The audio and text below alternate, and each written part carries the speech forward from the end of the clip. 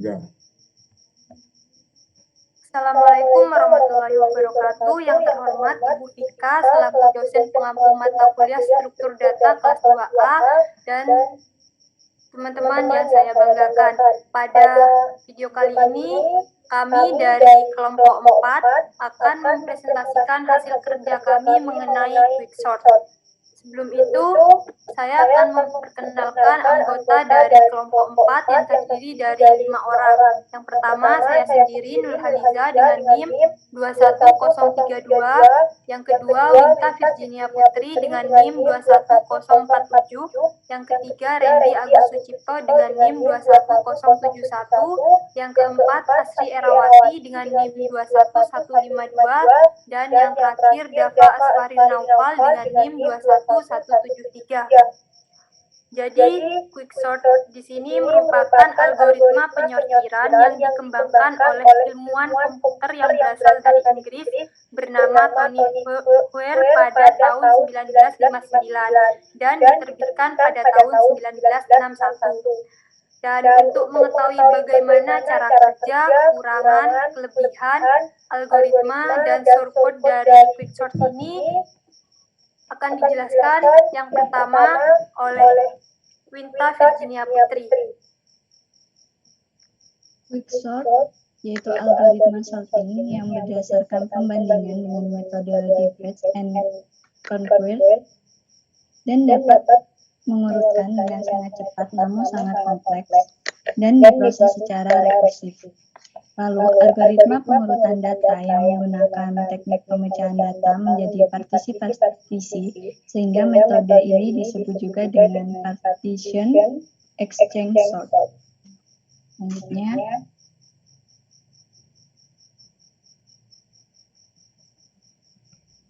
sequential searching. Satu, memilih salah satu elemen untuk dijadikan pivot atau titik acuan, bisa dari elemen pertama, terakhir, median, atau dipilih secara acak.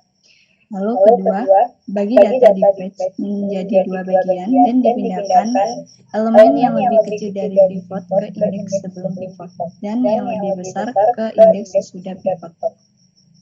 Lalu yang ketiga, susun data conquer secara rekursif dengan memanggil quicksort itu sendiri secara sub-array sebelah kiri dan kanan pivot.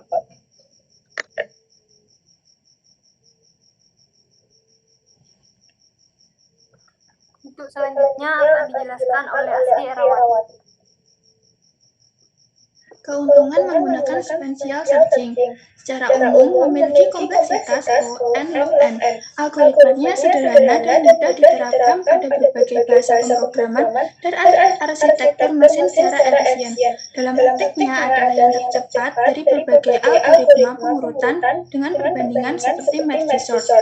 Melakukan proses langsung pada input in place dengan sedikit tambahan memori. Kemudian yang terakhir, bekerja dengan baik pada berbagai jenis input data seperti angka dan karakter. Selanjutnya,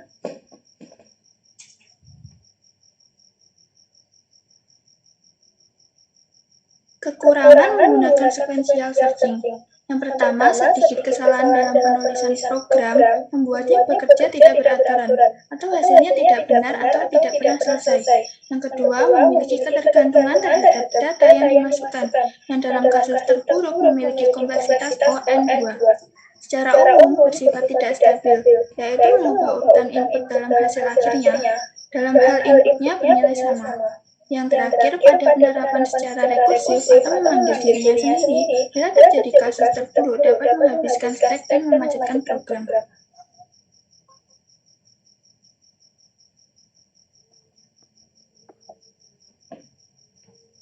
Selanjutnya akan dijelaskan oleh Dava. Nah, berikut adalah tips memilih pivot. Dalam algoritma quicksort, pemilihan pivot adalah hal yang menentukan apakah algoritma quicksort tersebut akan memberikan performa terbaik atau terburuk. Nah, berikut adalah pemilihannya. Pivot adalah elemen pertama, elemen terakhir, atau elemen tengah tabel. Cara ini hanya bagus jika elemen tabel tersusun secara acak, tetapi tidak bagus jika elemen tabel semula sudah terurut. Misalnya jika elemen tabel semula menurun, maka semua elemen tabel akan terkumpul di tabel kanan. Kemudian pivot dipilih secara acak dari salah satu elemen tabel. Yang terakhir, pivot adalah elemen median tabel. Cara ini paling bagus karena hasil partisi menghasilkan dua bagian tabel yang berukuran seimbang atau masing-masing sama dengan n per 2 elemen. Cara ini memberikan kompleksitas waktu yang minimum.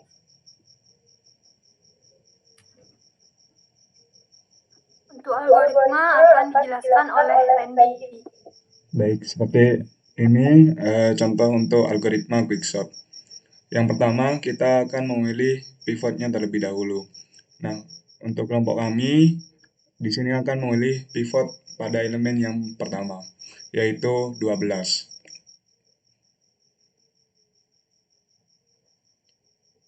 Ya, lanjut. Nah, ketika sudah terpilih elemen 12 atau elemen pertama, kemudian kita akan mengecek elemen satu persatu apakah kurang dari pivot atau lebih dari pivot. Lanjut kita cek 33.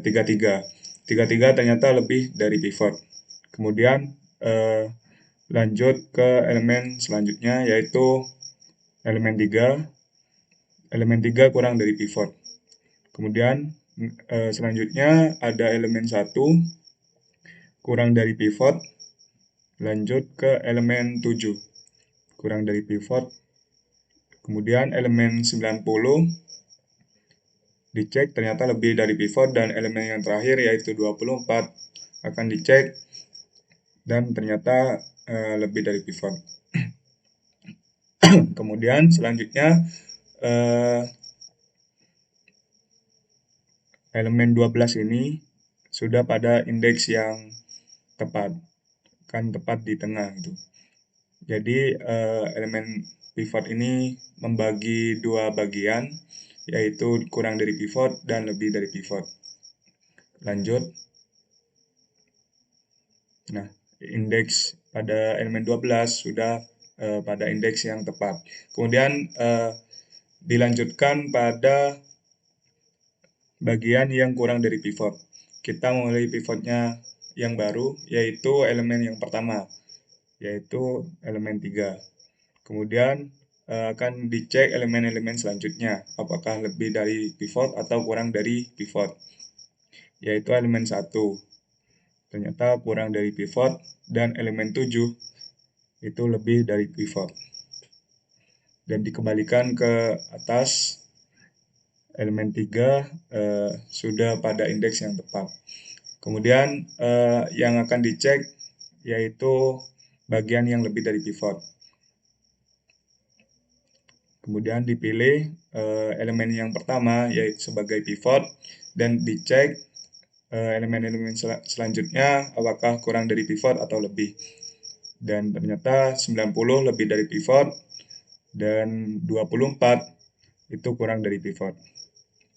Kemudian dikembalikan 33 merupakan sudah pada indeks yang tepat. Nah, kebetulan di sini pada pengecekan kali ini kita mendapatkan pivot yang tepat di tengah. Jadi tepat membagi dua bagian. Jadi itu merupakan kemungkinan paling cepat karena membagi dua bagian. Dan langsung itu elemen 1, 7, 24, dan 90 itu sudah pada indeks yang tepat. Oke, lanjut.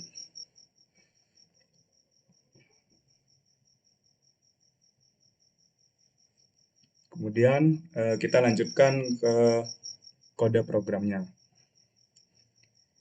Di sini ada dua fungsi, partition sama fungsi rekursifnya nanti. Dan fungsi yang pertama yaitu fungsi partisi dengan parameter input list, low, high. Itu untuk batas bawah dan batas atas. Kemudian ada variabel i dengan low min 1. Kemudian ada variabel pivot itu sama dengan input list dengan index height. Jadi di sini pivotnya kita ambil contoh yang elemen paling akhir. yaitu height. Kemudian kita akan melakukan perulangan for j in range dari low sampai high. Kita ngeprint pivot dulu. Kita print pivotnya itu berapa. Kemudian ada seleksi kondisi if input list j, index j kurang lebih sama dengan pivot, maka i-nya akan tambah 1. Kemudian akan terjadi penukaran input list index ke i dengan input list index ke j. Kemudian kita cetak data-data pada listnya. Kemudian ditukar kembali input list i plus 1, indeks i plus 1 dengan input list indeks yang high, yang paling tinggi. Atau bisa jadi pivotnya ntar. Kemudian kita kembalikan nilai i plus 1. Nah, untuk angkanya kita sudah mendapat contoh datanya, yaitu 5, 1, 9, 8, 7, 2, 6, 3, dan 4. Kemudian di list length, itu panjang listnya itu dengan kita gunakan len angka. Kemudian di print sebelum partitioning angka. Kemudian partition angka 0 linkless min 1, kemudian di print kembali setelah partitioning. Itu contoh hasilnya setelah di run.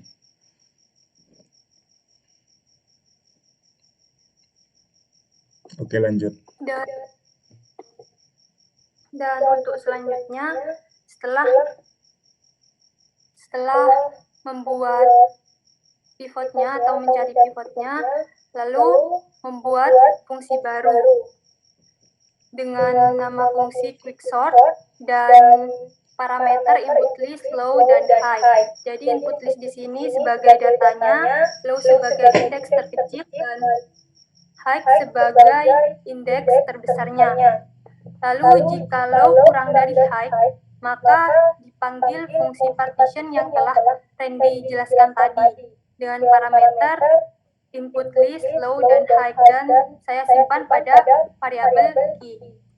Lalu setelah itu dipanggil secara rekursif atau terus-menerus fungsi quicksort di sini dengan parameter input list low dan key min 1. Key min 1 di sini merupakan hasil dari pemanggilan fungsi partitionnya tadi. Jadi pada fungsi partitionnya tadi yang di-return adalah pivotnya. Nah, setelah itu pada quicksort yang pertama ini partitionnya tadi dikurangi 1. Lalu yang kedua kita panggil lagi quicksort dengan parameter input list, key plus 1, high, di mana input listnya sebagai list datanya, lalu key plus 1 ini hasil dari fungsi partition tadi ditambah 1 dan high atau indeks terakhir. Jadi bisa dibilang si quicksort pertama ini akan mengecek di bagian kiri pivot, dan quicksort yang kedua ini akan mengecek di bagian kanan pivot. Lalu kita deklarasikan variabel angka diisi dengan list data, lalu list underscore length sama dengan len angka. Jadi jumlah datanya yang ada pada variabel angka. Lalu kita print sebelum sortnya akan di print ini, dan kita panggil fungsi quicksort dengan parameter angka dan low-nya 0 serta high-nya jumlah angka dikurangi 1. Lalu print angka. Maka hasilnya akan seperti ini. Sekian penjelasan dari kelompok 4. Mohon maaf apabila ada kesalahan dan kekurangan. Wassalamualaikum warahmatullahi wabarakatuh.